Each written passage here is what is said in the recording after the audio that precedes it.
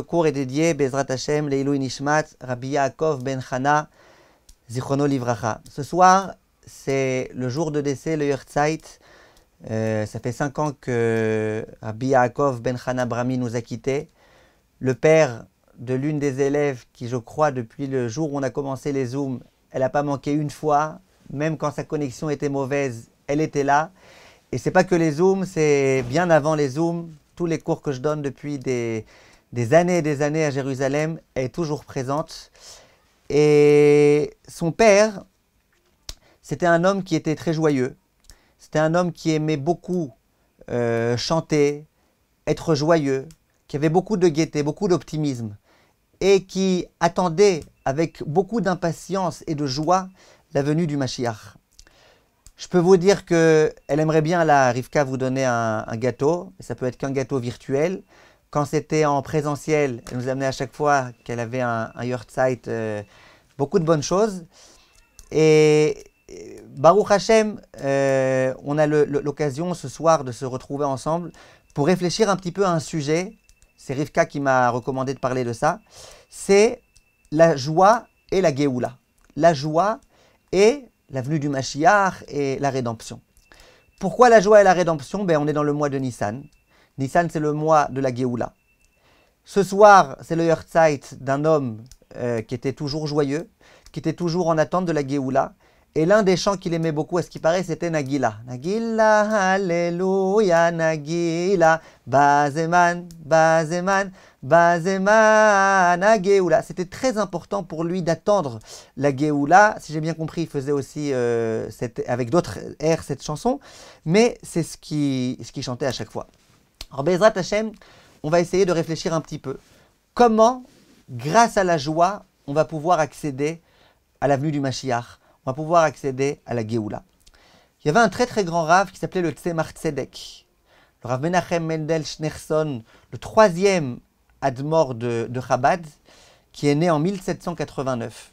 C'était l'un des très très grands décisionnaires. Il a écrit des tshuvot qui s'appellent Shut Tzemach Tzedek, qui sont extrêmement étudiés. Et dans ce livre, il rapporte qu'au moment du Mashiach, Bezrat Hashem et de la Géoula, les nations du monde, elles vont venir voir Hashem. Et elles vont lui dire, Hachem, pourquoi tu as tellement favorisé les Bnei Israël? Pourquoi tu as tellement réjoui, chouchouté les Bnei Israël? Pourquoi eux et pas nous? C'était quoi leur truc? Qu'est-ce qu'ils avaient de tellement particulier? Dit le Rav qu'à ce moment-là, Hachem il va leur répondre et il va leur dire, parce que les Juifs, ils avaient la joie. Les Juifs, c'était des gens qui, sans arrêt, se comportaient avec joie, quoi qu'il leur arrive. Dans toute l'histoire du peuple juif, c'est toujours la joie qui nous a permis de pouvoir traverser l'histoire. Et grâce à la joie, on aura le droit à la Géoula. Et il le prouve dans le texte qu'on récite dans le Birkat Amazon. On dit « Az yomru bagoim » un jour, les nations du monde diront Igdil Hashem la sotimele. Ouah, combien Hashem il a fait avec ceux-là, hein, ceux-là, les Juifs. Et c'est quoi la réponse à ça? Juste après, on dit dans le Shir Hamalot, Igdil Hashem la sotimanu. Oui, c'est vrai qu'Hashem il a fait beaucoup de grandes choses à notre égard. Pourquoi?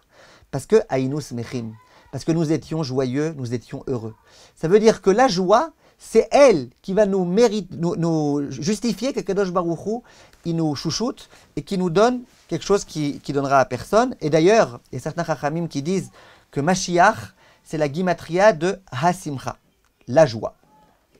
Il écrit aussi dans le Pasuk, Ki besimcha tetzun, un verset dans lequel il est écrit, c'est par la joie que vous sortirez. Et chachamim de dire que toutes les difficultés de la vie, comment on s'en sort? On s'en sort grâce à la joie. Alors, il faut essayer de comprendre. Comment ça se fait que grâce à la joie, on aura le droit au Mashiach? C'est quand même un petit peu démesuré. Si tu me dis qu'on aura le droit au Mashiach grâce à la tchouva, je peux comprendre. Si tu me dis qu'en jeûnant beaucoup, et qu'en pleurant beaucoup, et qu'en suppliant beaucoup, on aura le droit au Mashiach, d'accord.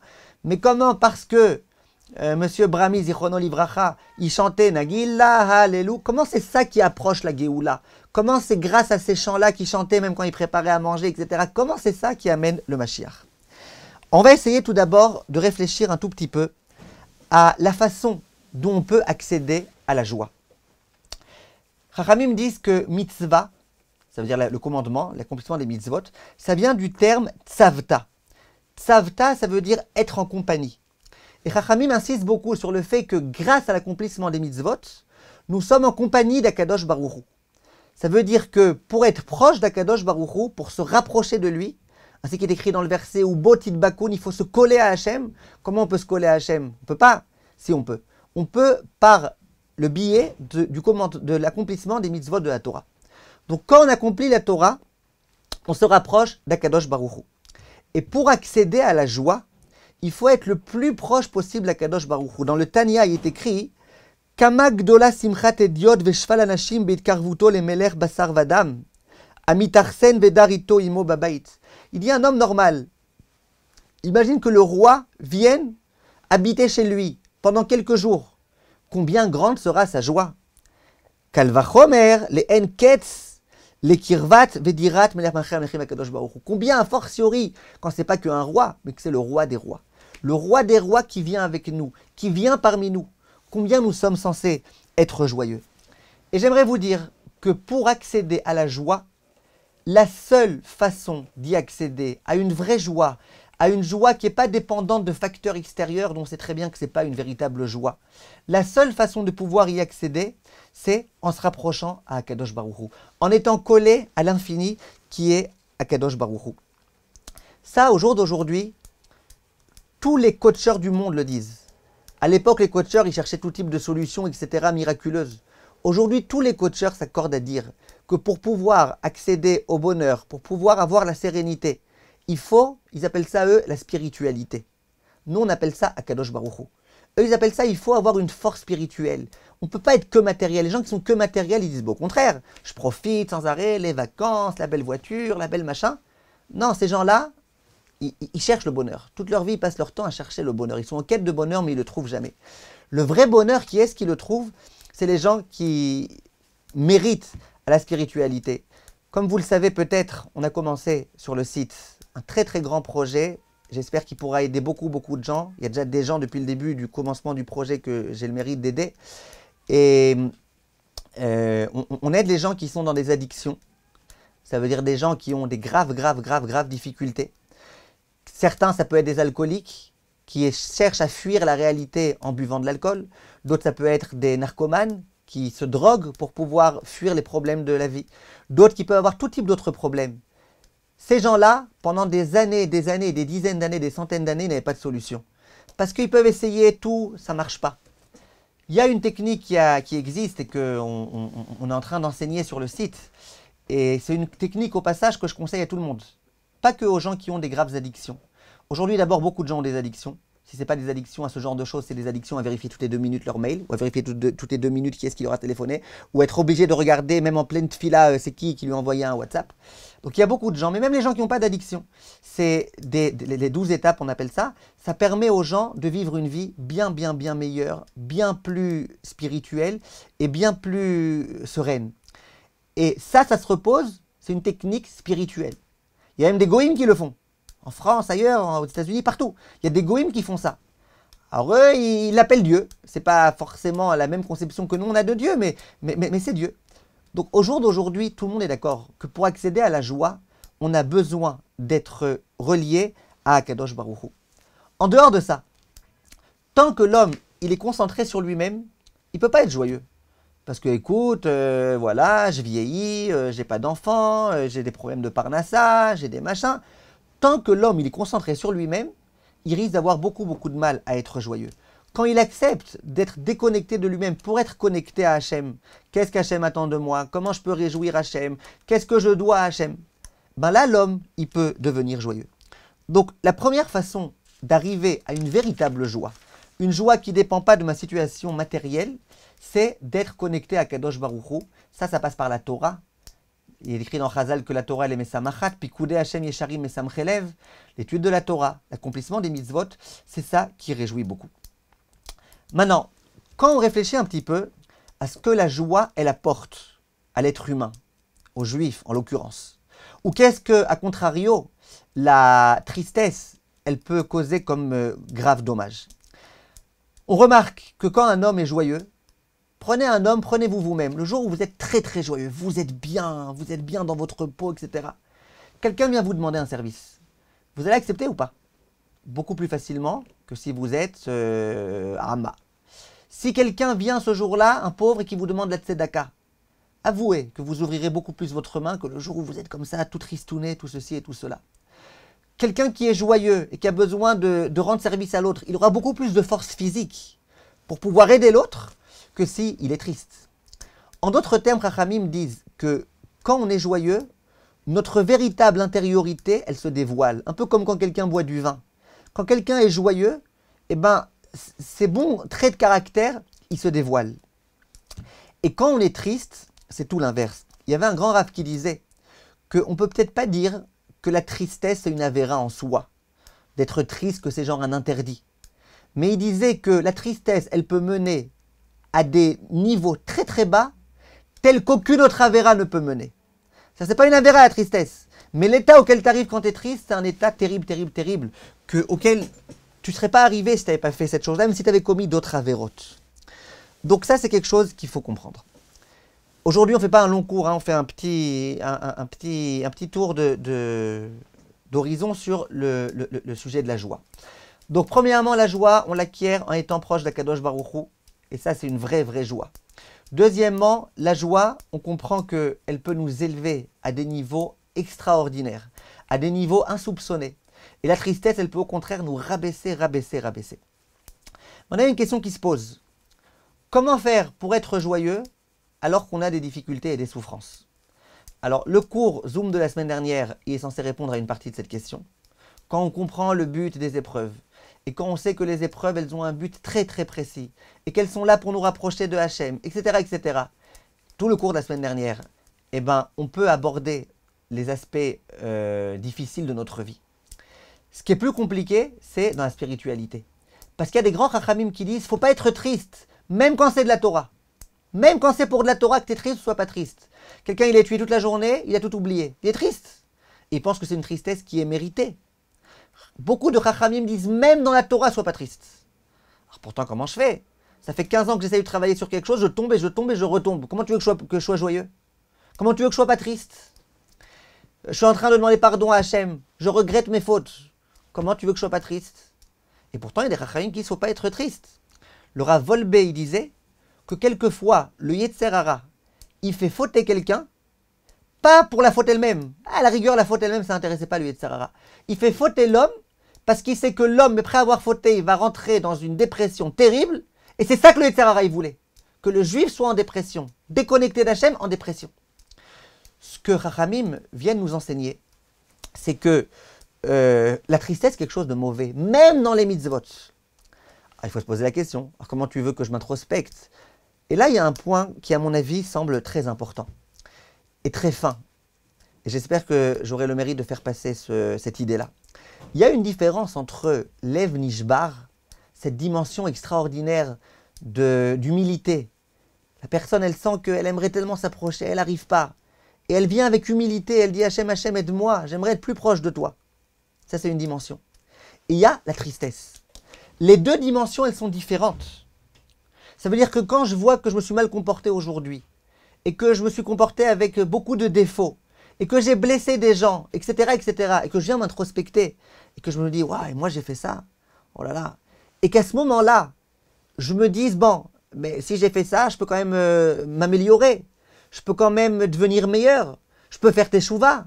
Je peux demander à Kadosh Baruch Hu qui me transforme ces défauts en qualité. Je peux me servir de ces défauts pour faire les mitzvot d'Hachem. » Quand je me dis tout ça, eh ben, je suis sur une note d'espoir. Ça veut dire, j'apprends à me connaître avec mes défauts, mais je reste avec une note d'espoir. Kadosh Baruch Hu va pouvoir m'aider. La tristesse, c'est l'anti-espoir. La tristesse, c'est je suis triste. Voilà, je suis triste. Pour vous donner un exemple que j'ai trouvé très parlant, l'exemple est le suivant. Il y a quelqu'un qui voit que sa maison est en train de brûler. Chas v'shalom, lo aleinu, lo alechem, il y a un grand incendie. Il voit que sa maison est en train de brûler. Ça lui fait quelque chose. Maintenant, il y a deux possibilités, deux réactions possibles. Première réaction, il va crier au feu, au feu, au feu, et puis il va appeler les pompiers, puis il va essayer d'éteindre le feu le plus vite possible, etc. C'est vrai qu'il est triste, cet homme-là, mais il n'est pas triste. Il sent que maintenant il a besoin d'être aidé. Donc il demande de l'aide, etc. Il se bouge, il sait que ça risque d'être terrible si jamais sa maison elle brûle. T'as l'autre qui est assis, qui regarde sa maison brûler, et qui pleure, ma maison brûlée, ma maison brûlée, ma maison brûlée. Ça, c'est ce qu'on appelle la tristesse. Il y a tristesse et il y a Achnaa, se rabaisser face à Akadosh Baruch Hu. Et si vous me posez la question comment on fait pour savoir, eh bien, servez-vous de cette image-là. Si, quand je me remets en question, j'ai l'impression qu'il y a une note d'espoir, si quand je me remets en question, je le fais pas que pour me lamenter, mais pour progresser, pour avancer, pour corriger, eh bien, ça s'appelle pas de la tristesse, ça s'appelle de l'humilité. Si par contre, je vois que ça ne mène à rien, c'est une tristesse, purement tristesse, qui ne sert qu'à tristesse, ça sert à rien. Ça sert strictement à rien et c'est absolument à éviter parce que ça mènera à rien. D'être triste pour être triste, ça mène à rien. Et ces deux sentiments-là, eh ben, ils ne sont pas contradictoires. Ça veut dire que tu peux très bien être béachna, être en situation d'humilité parce que tu sais que tu as fauté, et en même temps être heureux. Et ça, c'est ce que je dis toujours avant Kippour. Le jour de Kippour, moi je dis que c'est le jour le plus heureux. Et j'ai des cours sur ça et j'ai des preuves à ça. Le jour de Kippour, pour moi, c'est le jour le plus heureux. Pourtant, quand on fait le vidéo, on pleure. Oui, mais on ne pleure pas en se disant j'ai fauté, et puis voilà, terminé. Non, on dit j'ai fauté, mais il y a la porte de la tchouva qui est ouverte. Il y a de l'espoir, il y a la possibilité de se bonifier, de se corriger. Ben ça amène la joie. Et après une telle expérience de Achnaa, on peut arriver à une véritable joie. Comment on fait pour arriver à la joie quand ça ne vient pas? Avec tout ce qu'on a dit, avec tous les conseils qu'on a déjà commencé à donner, avec le fait d'être proche d'Akadosh Baruch Hu, parfois, on a l'impression que c'est plus fort que nous. On n'arrive pas à être joyeux. Alors toujours ce même Tzemar Tzedek, aujourd'hui j'amène des sources Chabad, c'est pas grave, il est écrit comme ça. Il dit « Amar Shava, Adibur ve'amaase, ema ikar be'anagat Adam » Il dit la pensée, la parole et l'acte, c'est trois choses qui sont essentielles dans l'être humain. Et après, il dit, et l'homme, il a la possibilité d'agir sur ces trois choses. Il y a des choses sur lesquelles je ne peux pas agir. Est-ce qu'il fera beau demain ou pas? Je ne peux pas agir. Est-ce que ma femme, elle me dira bonne nuit avec le sourire ou pas? Je ne peux pas agir sur ça. Je peux faire quelques petits machins, être sympa, mais je ne peux pas agir. Par contre, il y a des choses sur lesquelles je peux agir. Sur ma pensée, je peux agir. Sur ma parole, je peux agir. Et sur mes actes, je peux agir. Il dit, comment faire? Quelqu'un lui dit, moi, j'arrive pas à être joyeux. Ah, j'arrive pas. Qu'est-ce que je fais? Alors, il dit, ok, le sentiment d'être joyeux, ok, ça, tu peux pas forcément agir dessus. Par contre, tu peux agir sur la pensée, la parole et l'acte. Et là, il donne un conseil. Il dit, Lishmor et machashavto lachshov rak machshavot mesamchot. Dans ta pensée, pense à chaque fois qu'à des pensées joyeuses. T'inquiète pas que le Yetzer Hara viendra te faire penser à des choses malheureuses. Mais prête pas attention. Essaye de prêter attention qu'à des pensées joyeuses. Tu te promènes quelque part, tu peux dire, ouais, il fait moche. Ou tu peux dire, ah, Baruch Hashem, les agriculteurs, ils avaient besoin de pluie. Enfin, il y a de la pluie. Toute chose, tu peux la regarder sous un angle positif et de joie, dans ta pensée.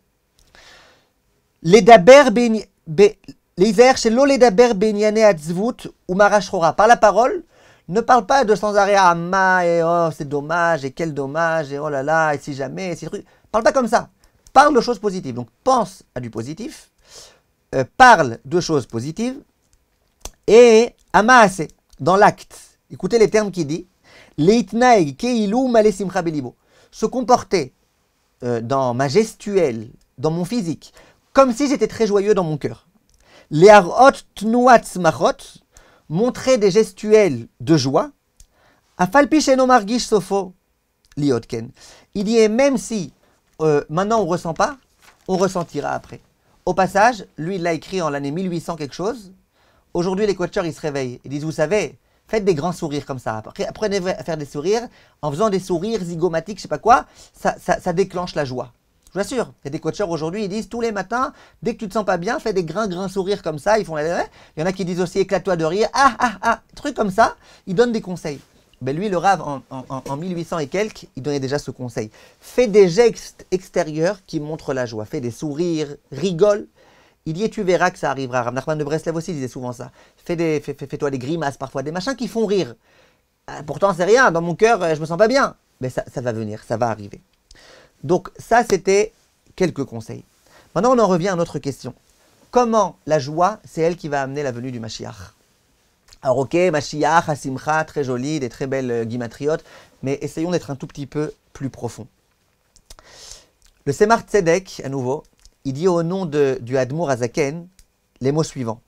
Simcha shel mitzvah veshir, la joie lors de l'accomplissement de la mitzvah et lorsqu'on chante en l'honneur d'Akadosh Baruch Hu, mevatlot et kol adinim vekitrugim begashmiut veruchniut. Ça enlève tous les décrets terribles, tous les dinim, toute la rigueur qui pèse sur nous, tous les kitrugim, toutes les accusations qu'il pourrait y avoir contre nous, begashmiut veruchniut. Aussi bien en matérialité qu'en spiritualité, vous pouvez regarder ça dans la Higueret du Tzemach Tzedek, page 368. Donc il est clair, nous on cherche des ségoulottes, tu as une super ségoula là. Sois joyeux, simcha shel mitzvah veshir. Monsieur Brahmi. Simcha shel mitzvah veshir. Sois heureux, sois joyeux. Et j'ai beaucoup aimé quand Rivka, elle m'a un peu décrit son père. Et elle m'a dit que c'était un homme qui... On voyait qu'il avait un certain recul de la vie. Il prenait toute la vie comme ça, toutes les difficultés de la vie, un peu à la rigolade. Pourquoi ça m'a fait rire quand elle me disait ça? Parce que j'ai un ami qui a connu le Rav Mordechai Eliyahu. Moi aussi je l'ai connu, mais un ami qui lui aussi a connu le Rav Mordechai Eliyahu ces dernières années de sa vie. Il dit c'était marrant parce que quand il venait nous donner des cours, on voyait vraiment que lui, genre, il voyait tout de haut. Genre, allez, vas-y, toi, lis ce machin, toi, dis machin, allez, dis ce que vous voulez. On voyait que pour lui, il avait un certain recul. Et que tous les grands soucis, nous, on aurait fait de ça tout un plat. Lui, c'était, ça va. Laisse les enfants jouer à la cour d'école. Et ben, c'est un peu ce qu'elle m'a dit, Rivka, que quand il avait son père des soucis, et ben c'était ok, ça va, qu'il continue à jouer. Lui, il veut machin, il veut me virer, il veut truc, et qu'il continue à jouer. Quand on est proche de la Kadosh Baruch Hu, c'est comme ça qu'on vit. On vit avec une certaine joie. La joie de savoir qu'on est avec Hachem et que c'est ça la chose essentielle. Alors comment ça se fait que par la joie, toutes les difficultés elles s'en aillent et que le Mashiach puisse venir, etc., etc., etc. Alors la réponse que Chachamim donne, il est écrit dans le pasuk Hachem Tsilecha. Ça veut dire Hachem c'est ton ombre. Et tous les Chachamim disent, ça veut dire quoi Hachem est ton ombre? Ça veut dire que Hachem il se comporte avec toi de la même façon que toi tu te comportes. Hachem en quelque sorte c'est ton ombre. Ça veut dire quoi? C'est quoi la joie? La joie c'est être capable de se dépasser. Être capable de sortir de tous les stigmas qu'on a. Être capable de sortir des barrières, des frontières. Toute la tristesse c'est genre je suis limité, je peux pas faire plus, je suis pas suffisamment ceci et cela. La joie, c'est quand tu te déconnectes complètement de toutes ces petitesses et tu te colles à Kadosh Baruch Hu. Quand l'homme, il se dépasse grâce à la joie et qu'il sort de toutes ces contingences physiques, etc., et ben Kadosh Baruch Hu, il dit, moi je suis ton ombre. Et moi aussi, j'accepte de faire la même chose. Moi aussi, j'accepte de Kaviachol me dépasser. Moi aussi, j'accepte de vous donner plus que ce qu'il faut. L'homme qui est joyeux, c'est l'homme qui est proche d'Akadosh Baruch Hu. Et c'est l'homme qui dit à Kadosh Baruch Hu, quoi que tu m'envoies, moi je suis proche de toi. Quand nous on dit ça à Kadosh Baruch Hu, eh ben ça permet d'éviter les problèmes et ça permet de faire venir le Mashiach. Le Zohar Kadosh il dit dans Chelek Bet, Olamenu atarton, notre monde ici-bas, je vous le dis en hébreu, Mekabel et kol hashpaotav milemala. Notre monde ici, il reçoit toutes ces hashpaot d'en haut. Keshekan lemata shora simcha veora. Et quand ici-bas, il y a de la joie et de la lumière, et il dit Simcha kli lehamshachat shefatov la adam ve la olam. La joie, c'est quelque chose qui permet d'amener et de conduire beaucoup de bon du haut jusqu'ici. Donc la simcha, la joie, c'est l'homme qui est capable de remercier Akadosh Baruch Hu pour tout ce qu'il fait. Je termine avec une toute petite idée pour un peu plus expliquer la réponse. La Gemara, elle dit que Akadosh Baruch Hu, il est sympa avec le peuple juif.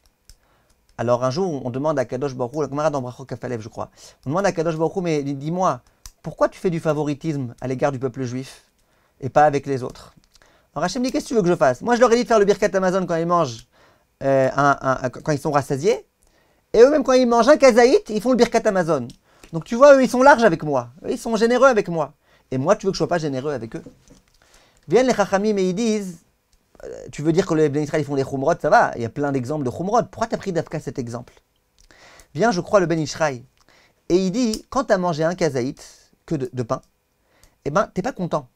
Parce que tu as mis l'eau à la bouche, ou le pain à la bouche, mais tu as encore faim. Un kazaït, c'est pas suffisant pour rassasier quelqu'un. Un kazaït, c'est rien. Un petit morceau de pain, c'est pas suffisant. Donc quand tu manges 3 kabetza, ça va, t'es rassasié. C'est normal que tu remercies Hachem. Mais quand t'as mangé qu'un kazaït, bah, tu aurais envie de dire à Hachem, Hachem, je te remercie pas, regarde, tu m'as donné tellement peu. J'ai pas envie de te remercier. Et en plus, pas obligé, puisque Hachem il a demandé que quand on est rassasié de faire le Birkat Amazon. Et eux, les Bnei Israël, ils ont pris sur eux de remercier Hachem même pour un kazaït. Ça veut dire que eux, ils ont décidé de remercier Hachem même dans des situations qui a priori sont des situations pas tellement bonnes. Donc ils sont larges avec moi, ils vont dans mon sens, ils sont gentils, ils reconnaissent les efforts que je fais pour eux. Même là où c'est dur de voir les efforts. Et moi, tu veux que je ne fasse pas d'efforts pour eux? Ça veut dire que plus on est capable de remercier Akadosh Baruch Hu, de vivre avec Akadosh Baruch Hu, de repérer Akadosh Baruch Hu, même dans les moments difficiles, même quand ça ne va pas, plus Akadosh Baruch Hu, en contrepartie, il dit « Mida keneged mida ». Vous n'êtes pas lourd avec moi, vous ne commencez pas à dire « Non, moi je te remercierai que quand, moi je serai heureux que quand ». Ben moi aussi, je suis cool avec vous. Et je vous amène le Mashiach, je vous amène la Géoula, etc. etc. Il y a Ratson que Sruto de Rabbi Yaakov ben Chana, Sruto Yagen Alenu Bezrat Hashem, et qu'on puisse s'inspirer de lui. Nous, on a l'impression que ces gens-là qui sont toujours joyeux, c'est des gens qui sont un peu naïfs, qui genre sont pas conscients de la réalité de la vie. Et en fait, c'est tout le contraire.